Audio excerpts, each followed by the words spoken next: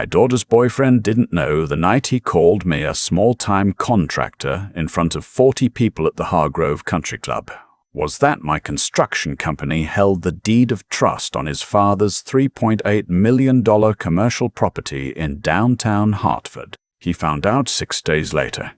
By then, it was too late to apologize his way out of it. My name is Raymond Kowalski.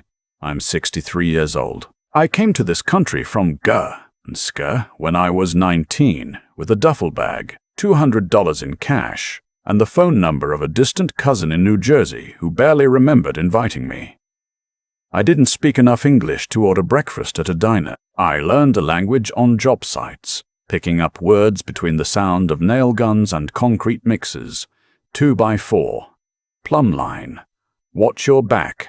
Those were my first American sentences. I built Kowalski & Sons, even though I didn't have any sons yet. Just a name that felt solid, that felt like something worth building toward, out of nothing. Started as a laborer for a framing crew in Newark. Moved up to foreman. Saved every dollar I didn't spend on rent and a used pickup truck. By the time my daughter Claire was born, I had my contractor's license, 3 employees, and 1 small commercial project in Patterson that I finished 2 weeks ahead of schedule. The client referred me to his brother. His brother referred me to a developer. That developer is still one of my biggest accounts today. Claire's mother, my wife Susan, passed 8 years ago. Breast cancer. She fought it for 2 years with the kind of quiet dignity that made everyone around her feel like they were the ones being comforted, not her. After she was gone, it was just me and Claire. She was 23, I was 55. We figured it out together. Claire is the kind of person who lights up a room without meaning to. She has her mother's eyes and my stubbornness, which is either a gift or a liability depending on the day. She works as a hospital administrator at Hartford Healthcare. Smart, organized, compassionate. I used to joke that she got every good thing from Susan and none of the bad things from me. She'd always roll her eyes and say, "Dad, you don't have bad things." She was being kind. "I have plenty." She met Tifton Hargrove III at a charity auction 2 years ago. He was charming in that polished, effortless way that comes from a lifetime of not having to try too hard. Good-looking. Educated. He knew which fork to use at a formal dinner and which wines to order without glancing at the label. All things I never learned and never particularly wanted to. He worked in commercial real estate development. His family's firm, Hargrove Capital Group, had been doing high-end projects in Connecticut for 3 generations. I tried to like him. I genuinely did. The first few times we met, he was pleasant enough. A little stiff, maybe. The kind of person who laughs at your joke, but lets you know with their eyes that they found it slightly beneath them. But Claire was happy, and that's all I ever wanted for her. So I gave him the benefit of the doubt and kept my mouth shut. The first crack showed up about 8 months in. Claire had mentioned to him that I ran a construction company. At a dinner at their apartment, he asked me, with what I can only describe as polite condescension, "So what kind of projects do you work on, Raymond?" "Mostly residential. Kitchens, additions, that kind of thing." He said kitchens and additions the way someone might say arts and crafts, like it was a hobby, a small thing. I told him we did primarily commercial work, ground-up construction, tenant improvement, some mixed-use development. He nodded slowly, like he was recalibrating. "Oh, regional stuff though, right? Smaller market?" Claire gave me a look across the table. A look that said, "Please don't." So I just said yes and moved the conversation somewhere else. But I filed it away. I'm good at filing things away. The situation with his parents was different. Kifton's father, Hargrove Jr., everyone called him HJ, was the kind of man who had spent so long being the most important person in every room that he'd forgotten how to behave when he wasn't. His wife Vivian was elegant and sharp and had the particular skill of making you feel like a guest in your own life. They had opinions about Claire, about me. They were never rude enough to give you something specific to push back against. It was more like smoke. You could smell it, but you couldn't grab it. At a cocktail party at their house in Avon, Vivian had asked me how I'd gotten into the trades. The way she said the trades, like it was a charitable decision, like I'd taken up volunteering, made something tighten in my chest. I told her I'd started as a laborer and built a business. She said, "How industrious," and turned to talk to someone else. HJ shook my hand with 2 fingers instead of a full grip. The kind of handshake that tells you exactly what someone thinks of you without them having to say a word. I noticed Clifton watching all of this. He didn't correct his parents. He didn't say a word. That, more than anything else, told me what I needed to know about who he was. It was the night at the Hargrove Country Club that changed everything. It was a Saturday in early October. The club was hosting their annual fall gala, one of those events where the tables cost more than most people's monthly rent, and everyone pretends that's completely normal. Claire and I were invited as Clifton's guests. I wore a suit I'd bought in 2019 for Susan's nephew's wedding. It still fit. Claire straightened my tie in the parking lot and told me I looked great. I told her she looked like her mother. We both had to take a breath after that. The dinner itself was fine. I sat next to a retired orthopedic surgeon who'd once done a kitchen renovation in Simsbury and wanted to compare notes on tile suppliers. That conversation I could handle. The speeches were long. The food was good. The wine was too expensive to drink quickly, which is probably the point. It happened after dinner, when people had drifted into the main hall for cocktails. I was standing near the bar with a glass of club soda. I don't drink much, a habit from running job sites at 6 in the morning, when HJ gathered a small circle of his friends and gestured toward me. "Gentlemen," he said in the way you'd introduce a curiosity, "this is Raymond Kowalski. He's the father of Clifton's girlfriend. Ray does construction work up in the Hartford area."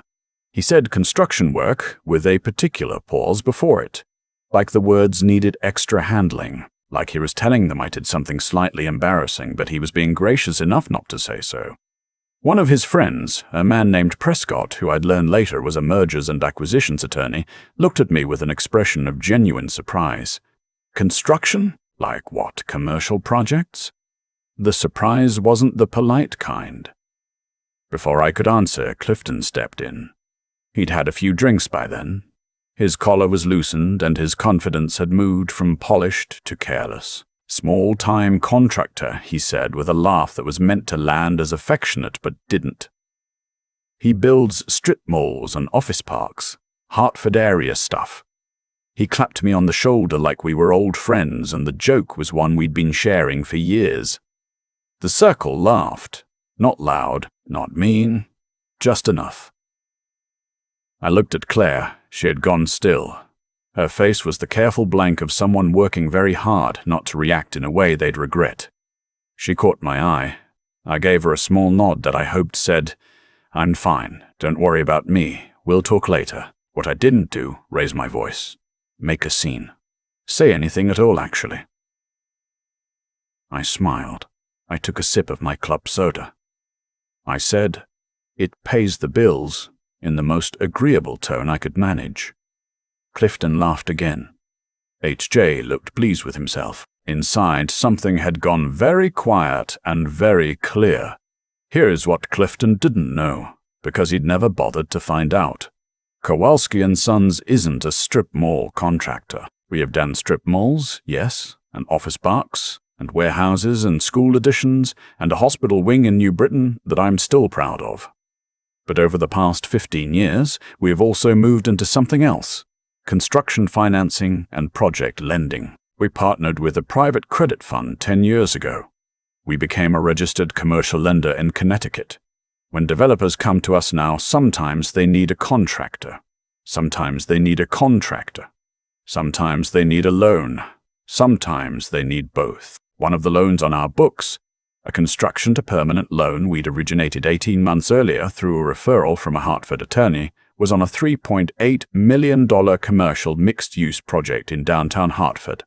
The borrower on that loan was Hargrove Capital Group, LLC. The personal guarantor on that loan was Harrison J. Hargrove, Jr. H.J. had signed his name on a document that said, in very plain language, that if anything went wrong with that project, he was personally responsible. He'd worked with our lending arm because they'd offered better terms than the regional bank he'd been using. He'd dealt with our loan officers, not with me. My name is on the corporate filings, but I don't attend every closing. I don't need to. The project had been running behind. I knew this because our loan servicer had flagged it 2 weeks earlier in a routine review. They were cost overruns. The general contractor they'd hired, not us. A firm out of New Haven had hit some unforeseen foundation issues. The draw schedule was off by about 60 days, which put them in technical default under the loan covenant. It wasn't catastrophic, it was manageable, with communication and a modification agreement. These things happen in construction. I know better than most. What happened next, I want to be clear, was not an act of revenge. I've thought about that a lot since. I want to be honest about my own motivations because I think that matters. It wasn't clean and simple. There was something in me that night driving home from the club while Claire sat quiet in the passenger seat that felt something I'm not entirely proud of. Call it satisfaction in advance. The awareness that a door existed and that I could choose whether to open it. But here's the other thing that's true. If Clifton had been a decent man, a man who respected my daughter and respected me, I would have managed that loan modification the same way I manage every other one, with professionalism, with patience. The relationship shouldn't have mattered. It didn't, legally. But if he'd been decent, I would have never thought twice about it. Monday morning, I called our loan servicer and asked for a full status report on the Hargrove project. I reviewed the covenant violations. I reviewed the personal guarantee. I reviewed the notice provisions in the loan agreement. Then I called our general counsel. "Walk me through what we're entitled to do here," I said. She did. Formal notice of default. A cure period of 30 days per the agreement. A right to demand full payment or negotiate a workout. All of it standard. All of it perfectly within our rights as a lender. I asked her to prepare the formal notice of default. She paused. "Raymond, I should mention, do you know these borrowers personally?" "The guarantor is the father of my daughter's boyfriend," I said. Another pause. "You want me to proceed anyway?" "I want you to proceed exactly as we would for any borrower in technical default," I said. "No differently, no worse, no better." She said she understood. The notice went out by certified mail on a Wednesday. It also went to HJ's attorney of record, as required. By Friday afternoon, I'd received 3 phone calls from a number I didn't recognize. I let them go to voicemail. The messages were from HJ's attorney, who sounded progressively less composed across the 3 calls. Saturday morning, my phone rang. It was Clifton. "Raymond." His voice had lost all of its country club smoothness. "I need to talk to you." "Good morning, Clifton," I said. I was in my garage doing what I do on Saturday mornings, which is drink coffee and read the paper and let the week settle. "My father received a default notice from your company." There was something in his voice I hadn't heard before. Something stripped of the performance. "Your company, Kowalski and Sons. You own that lending operation." "I do," I said. "You never said anything. You never told us. You never asked," I said. "You assumed. There's a difference." He was quiet for a moment. When he spoke again, the tone had shifted again, softer, conciliatory in the way that people get when they realize the power dynamic is not what they thought. "Raymond, look, I think we may have gotten off on the wrong foot. My father, he's under a lot of pressure with this project, and if there's any way to—" "Clifton," I said, "I'd like you to hear something, and I'd like you to really hear it."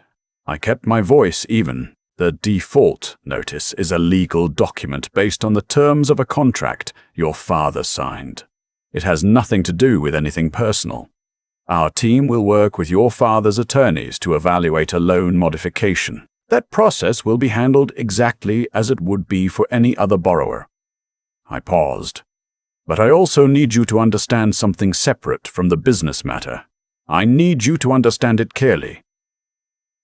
He was very quiet. "The way you spoke about me at that event," I said, "the way your family has spoken about me and spoken around my daughter, I've noticed it. Claire has noticed it. And I want you to think carefully about what kind of man you are, and what kind of marriage you're building, and whether it's one that has any room for respect. I didn't yell. I didn't threaten. I didn't bring up the loan again. I just said what needed to be said, and then I stopped talking. He didn't respond right away. Then, I understand. I don't know what he went home and thought about. I don't know what conversation he had with his father, or with his mother, or with himself. I know what happened next because Claire told me. He came to her apartment that Sunday. He sat down and he didn't start with excuses or explanations. He said, "I think I've been treating your father in a way that I'm ashamed of, and I've been letting my parents do it too, and that's worse." He said he wanted to do better, that he understood for the first time that he'd been seeing me through his family's lens instead of his own eyes. He said he was sorry. Claire called me that evening. She was crying a little. Not the bad kind.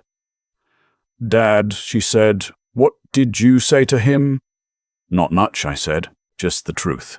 As for the loan, our team and HJ's attorneys negotiated a 60-day modification agreement with a revised draw schedule and an additional reporting requirement. Standard workout. The project resumed. Last I heard, it's back on track for a Q3 completion. HJ never called me directly. I didn't expect him to. Some men will never look you in the eye after something like that, and that's their burden to carry, not mine. Vivian sent Claire a handwritten note about 2 weeks after everything. It said something about looking forward to spending more time together as families. Claire showed it to me. I read it twice, set it down, and didn't say what I was thinking. What I was thinking was, 44 years ago, I stood on a dock in G and Gusk with a duffel bag and $200, and the vague, terrifying belief that there was a life worth building somewhere on the other side of the ocean. I didn't know anyone. I didn't know the language. I didn't know the rules. I learned all of it the hard way, which is the only way that makes it stick. I built something. Not because I wanted to impress anyone. Not because I wanted a seat at some table I was never invited to. Because I believed that work done honestly and done well is its own answer to anyone who ever looked at you like you were less than you are. The night at the club, when Clifton laughed and called me a small-time contractor, I didn't feel humiliated. I felt something sadder than that. I felt the way you feel when you realize someone has shown you exactly who they are, and you have to decide what to do with that information. I decided to do what I've always done. Be patient. Be honest. Let the work speak. It always does. Claire and Clifton are still together. I watch him more carefully now. I think he watches himself more carefully too. Whether that's enough, I don't know. That's her life to navigate, not mine. My job always has been to make sure she knows her worth. Not the number on a balance sheet, not the address of a house, not the name on a country club membership, but the kind of worth that doesn't need anyone's validation to exist. Susan used to say, "Raymond, you don't have to prove anything to people like that." And she was right. But sometimes, without meaning to, without even trying, the proof shows up anyway. I've been thinking about that night at the club for a long time now. Not with anger, that passed quickly, but with something quieter. A kind of clarity that only comes when you've lived long enough to see how things actually connect. Clifton laughed because he thought he knew who I was. He looked at my suit from 2019, my club soda, my accent that still carries the shape of a language I learned before English, and he made a decision. He decided I was small. That decision didn't come from anything I did. It came from something in him, a habit of measuring people against the wrong things. Against zip codes and country club memberships, and whether your family name appears on a building somewhere. I don't blame him entirely. We all inherit ways of seeing the world from the people who raised us. HJ taught his son to read a room by reading the wrong things. That's not cruelty exactly. It's just a kind of poverty. The poverty of only knowing one way to assess a person's worth. But here's what I've learned. After 44 years of building things from the ground up, the people who last are never the ones who coast on what was handed to them. They're the ones who kept going when there was nothing to coast on. When I was framing walls in Newark at 22, exhausted and barely understanding the foreman's instructions, I wasn't building toward a moment of revenge at some gala. I was just trying to be good at the work in front of me. That's all integrity ever really is. Doing the thing in front of you honestly. Even when no one is watching and nothing is guaranteed, the learned situation resolved itself the way honest work always does. Through process, through documentation, through the unglamorous machinery of following through on what you said you'd do. I didn't call in a favor. I didn't break any rules. I applied the same standard to HJ that I apply to every borrower. That's what made it clean. Not the outcome, the method. And Clifton, when he finally sat down with Claire and said he was ashamed of how he'd behaved, that mattered more to me than anything else that happened, because it told me something. It told me that under the performance, under the borrowed arrogance, there was someone capable of looking at himself honestly. That takes a particular kind of courage. The quiet kind. The kind no one applauds. I think about Susan when I think about all of this. She used to say that the way you treat someone who can't do anything for you is the truest version of your character. She was right. It always is. You can spend your whole life performing decency for an audience. Or you can just actually be decent, in the small moments, in the rooms where it doesn't count. And let that be the thing that defines you. I'm 63. I've built more than I ever imagined, standing on that dock in Gala, not just buildings. Something harder to measure. And I've learned that the work always speaks eventually. You just have to be patient enough to let it.